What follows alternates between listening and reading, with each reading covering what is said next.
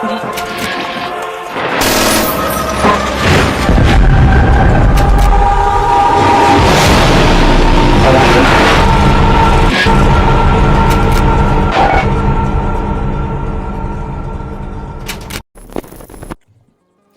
everyone, Machine here. This video will be a bit different from the norm. It's kind of off the cuff and very loosely scripted. In fact, I would say only like 15% of this video is scripted. Everything else is just me, speaking right off the cuff. The reason why I'm making this video is that I kind of had a realization. I had this idea boiling over in my mind for a very long time. And I guess I just wanted to put it out there. I was playing Serious Sam First Encounter while listening to aggressive funk, and frankly, when you do that for like 3 hours straight, your mind tends to wander, and you discover philosophies you didn't have before as your brain boils under the influence. And I started thinking about the state of the sort of modern media landscape we live in, and about how everything now seems to be completely uninspired slop, just completely terrible. Like, nothing has vision, no edge, nothing. Now everything is just like same old, corporate approved media with nothing interesting or daring, nothing, thought-provoking to say or anything at all. And I started to think how we got to this point in the first place. And you see a lot of people online blaming many things, from greed to politics and everything in between.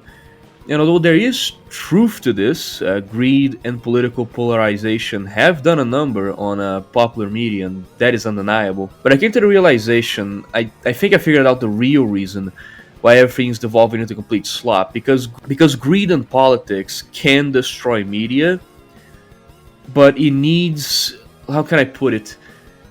Again, as you can see, I really didn't script this.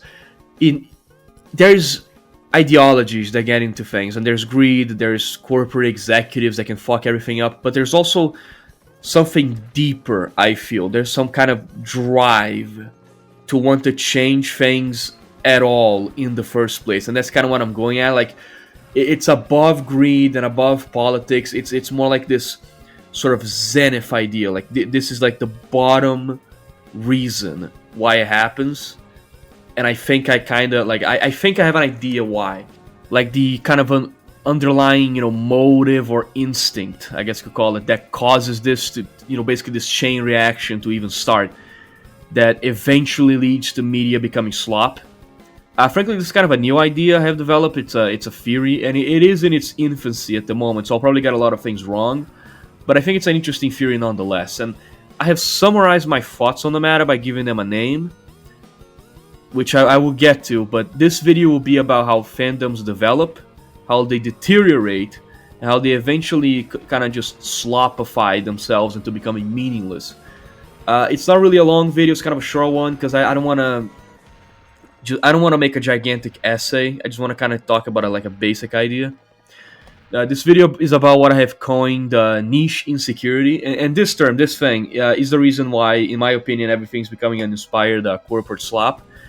But let's just get into it. Eventually I will explain what that term even means. Because when the Europeans came on the ships and seen African asses bouncing and titties jiggling like National Geographic. Every piece of work has a fandom associated with it. It's natural. You make something, and people that enjoy it will form groups and community around it to discuss and expand on the work. We often see fandoms as something static, like they just exist and don't change over time. But I hold the opinion that a fandom can potentially have multiple different life stages, almost.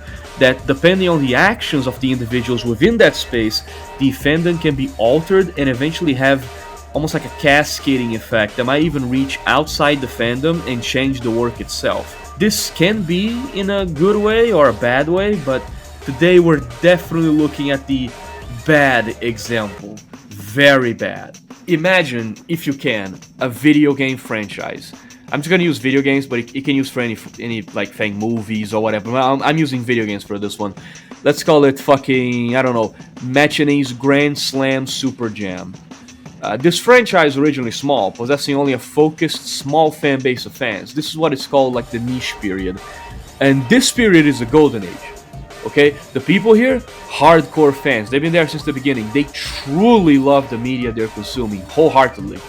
They accept the thing as it is, including its flaws, its edgy elements, its jank, everything. They truly love Machine's Grand Slam Super Jam.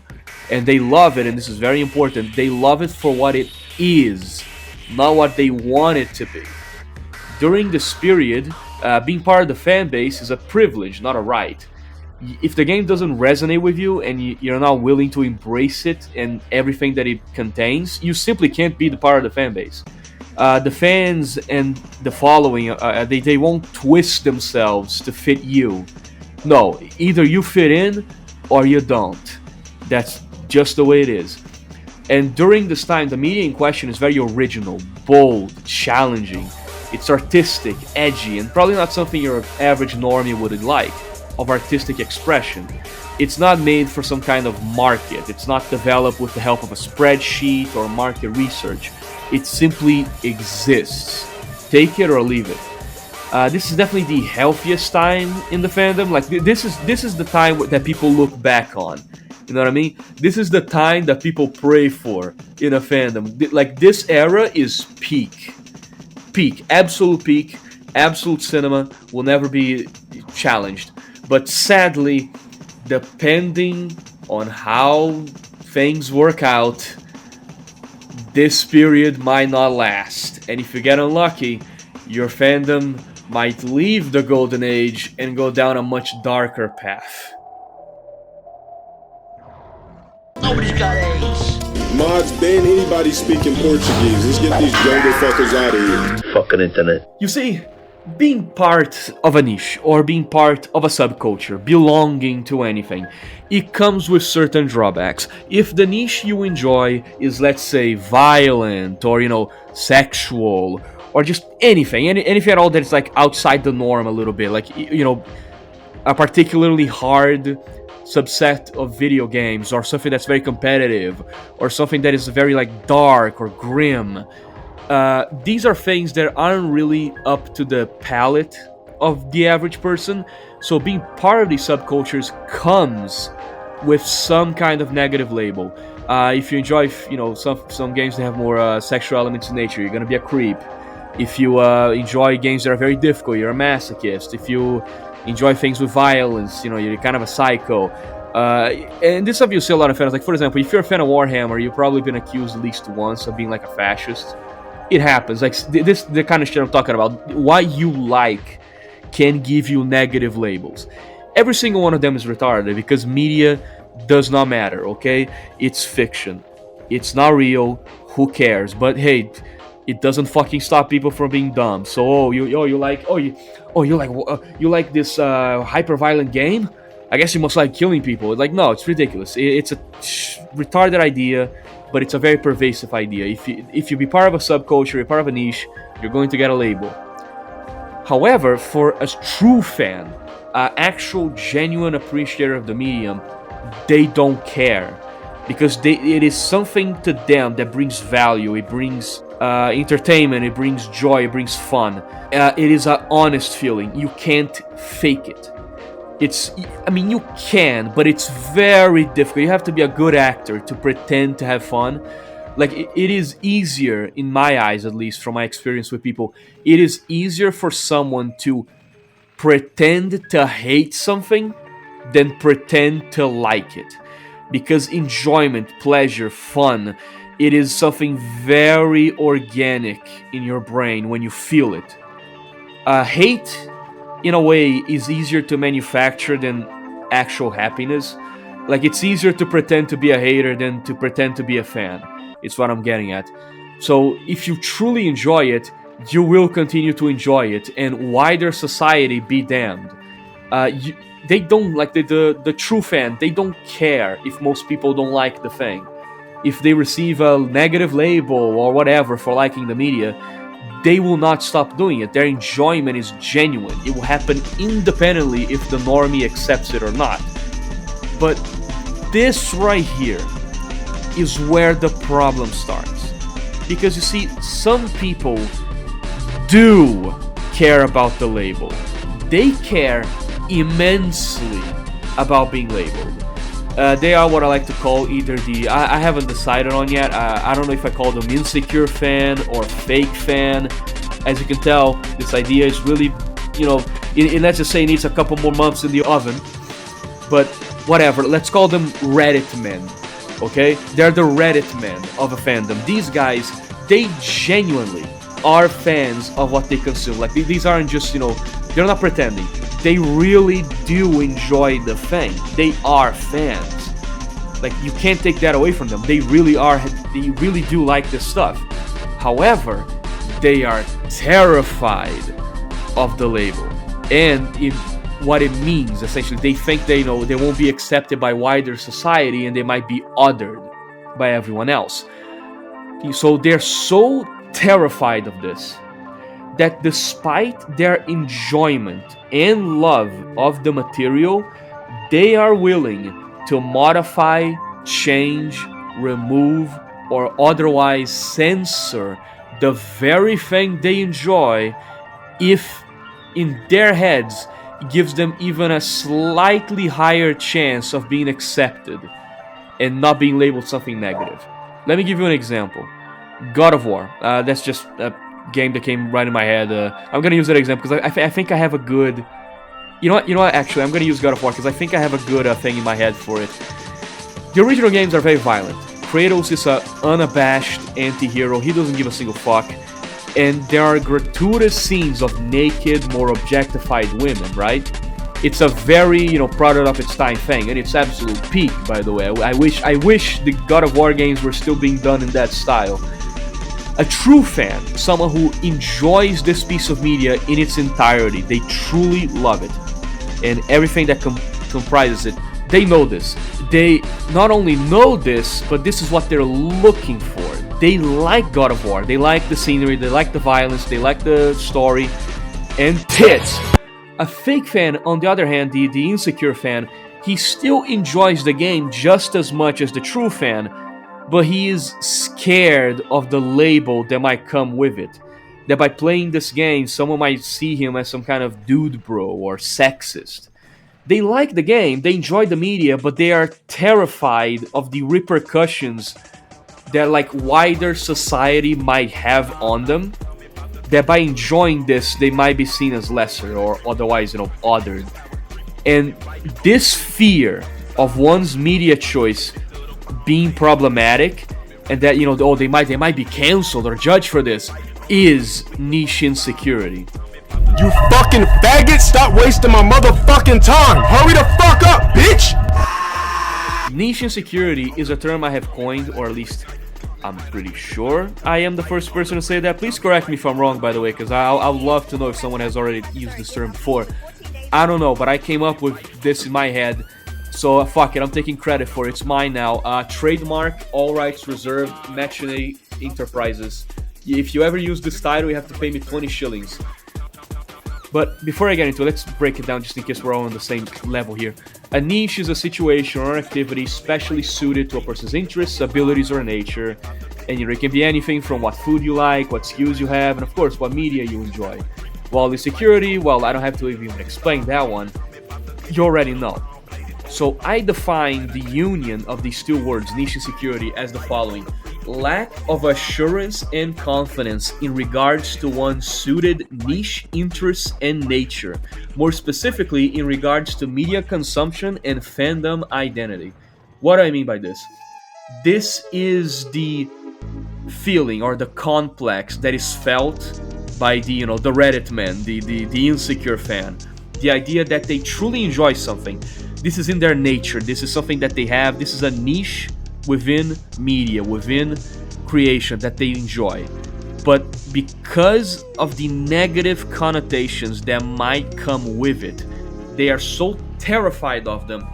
Like that insecurity of being in their niche makes them want to change the niche itself into becoming more accepted. So essentially, they have found themselves in a niche, but that niche has negative consequences. They might get labeled, they might get othered, so they become insecure, and that insecurity drives them to modify the niche until the point where it's no longer a niche.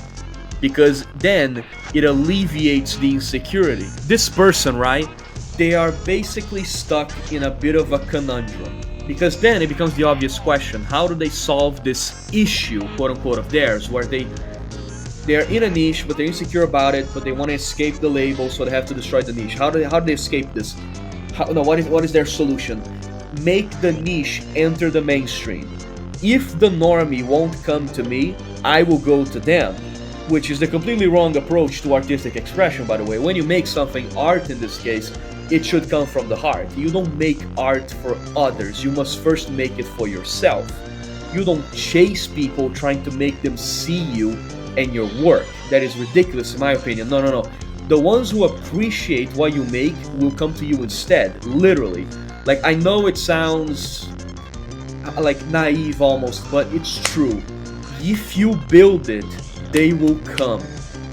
Like, that's it. You just make your thing. You shouldn't be doing it based on, I wonder what someone else will think of this. No, the only thing in your mind is, what do I think of this, and is this my true expression? If it is the case, do it. And the people that see it your way, that enjoy it, they will come to you. Okay? Don't chase after other people, trying to give them the vision they want. No. First and foremost, it's your vision. But again, I digress. So how does a fake fan, a Reddit man, an insecure fan, how do they reach the mainstream? By removing anything within their niche media or within their little fandom that might go against current social cultural zeitgeists. So if the current zeitgeist rejects violence, then the violence has to go. If it rejects sexual elements, then they must be censored. You know what I mean? Like, the fake fan suffering from his niche insecurity will try to sanitize and rough out all the edges and originality of the media they enjoy, so that it becomes more palatable to the wider world. Because by doing this, more people will join, and his niche hobby, his interest that was originally made just for people like him, will become wider and wider and wider. Now it's not just for people who are interested in this specific thing. Now it's for everyone.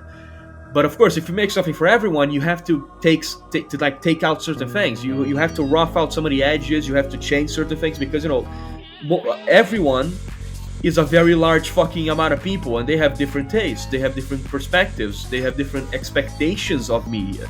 So if you want to do that, you're gonna have to change a lot of things to make your media have so much appeal. And as more and more quote-unquote normal people join, they're not really normal, they're just following the current zeitgeist, but more normies join the fan base, it alleviates that niche insecurity that they feel. Because then, like for example, let me use God of War again.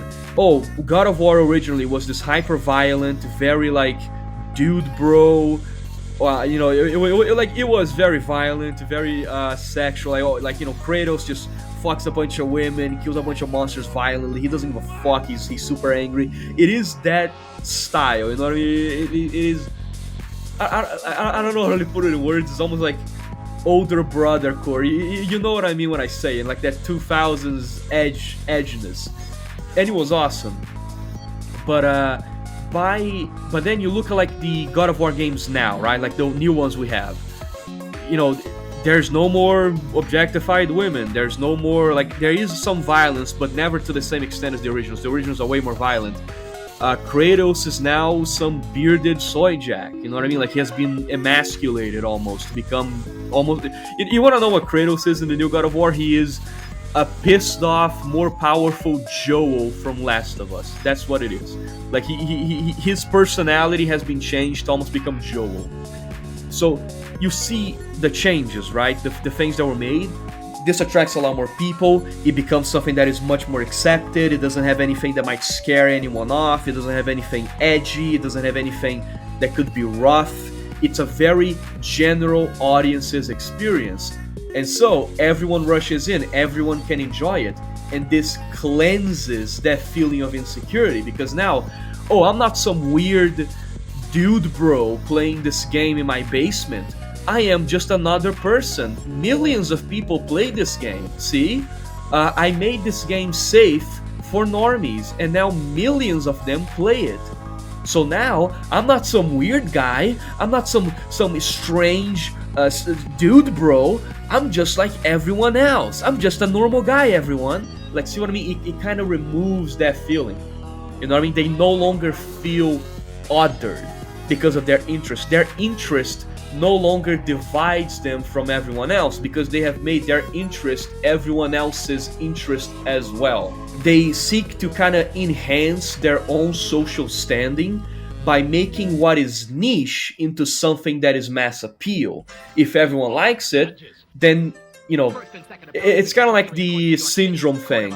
If it's weird to like this thing and I make everyone like it, then it's no longer weird, because when everyone is weird, no one is, right? Like, it's the whole thing. The problem is that by doing this, they remove everything that makes that piece of media they enjoy have any originality or soul. They literally suck the soul out of things they love just so they can be accepted, just so they can be, you know, quote unquote, not alone and have a wider fan base.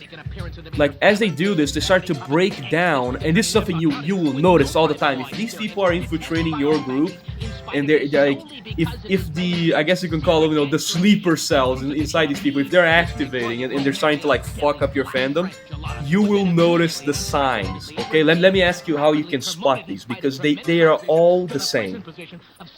You can tell when these guys are acting up, because they will start to break down what it means to be a fan. They will infiltrate community spaces, subreddits, and etc. And they will begin to preach this bullshit under the cover of being nice and wholesome and, you know, welcoming. They'll start doing this, and at first, if you're not a true Yakubian Hyperborean like myself, something like this sounds nice and cool in the surface, right? You know, it sounds very welcoming, like very, very nice. So I'm just being a nice person. But if you really think about it, these terms, these things they say, they help to break down what it truly means to be a fan of that thing, of that piece of media, which helps this, like, diminish it, helps make it slop. Because, again, you will see them say exactly this. Like, they will go on the subreddits, they'll go, this is the same fucking script that they always say. X is for everyone. Everyone can enjoy X.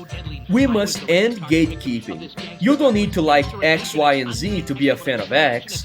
We must be welcomed and friendly to everyone. Anyone can be a fan.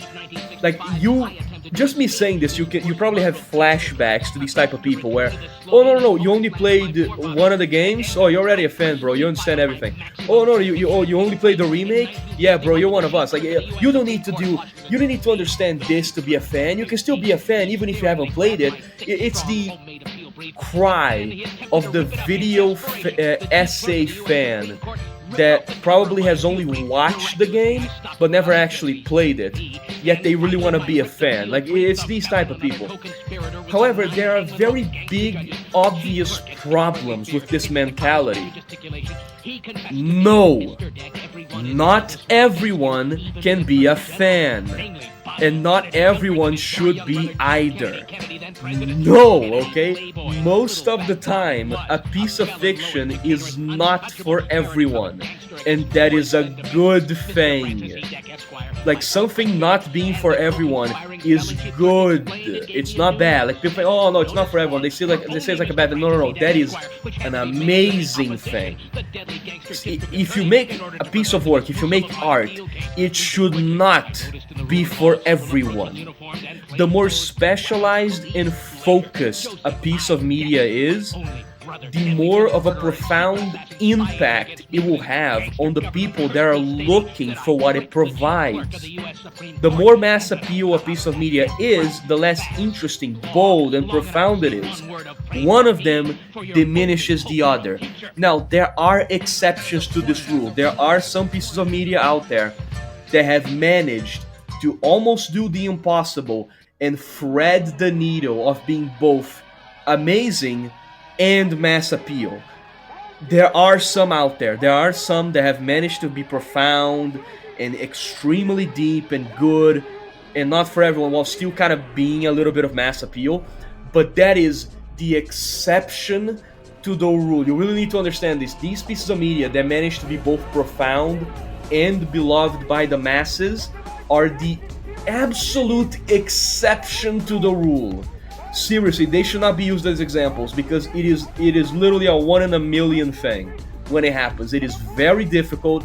It usually takes someone who is an absolute master at storytelling and just making worlds in general. 99.9% of media will not do this. So there is exceptions. There is media out there that is both profound and amazing, and also beloved by normies and the masses. There is media out there, but it is so rare. It is finding a diamond. It is not the rule, nor should it be. But in general, okay, the more mass appeal you make something, the less profound it is, and the less impact it will have, the less deep it can be. It's like a slide scale. You pull on one side, it also pulls on the other. It diminishes. And you can very easily spot these types of fans, right? Like these insecure fans in conversations, because they always use the same arguments. This is something that I always notice.